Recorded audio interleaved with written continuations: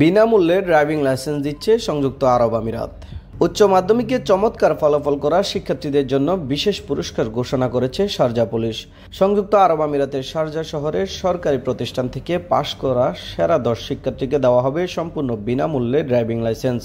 Gulf নিউজের এক প্রতিবেদনে জানানো হয়, মঙ্গলবার 24শে জুন এই উদ্যোগের ঘোষণা দেওয়া হয়েছে।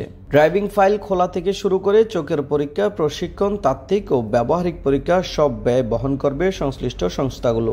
এই কর্মসূচিতে শারজাহ পুলিশ ছাড়াও অংশ নিচ্ছে শিক্ষা মন্ত্রণালয়, Sharjah private education authority, Sharjah driving institute এবং বেলহাস ড্রাইভিং ইনস্টিটিউট।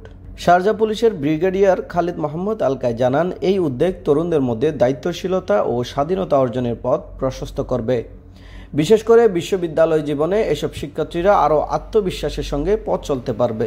এছাড়া licence for the children's of givers নামে আরেকটি উদ্যোগের আওতায় শারজাহ পুলিশের কর্মীদের সন্তানরা গ্রীষ্মকালীন ছুটির সময়ে ড্রাইভিং প্রশিক্ষণে 50% ছাড় পাবেন।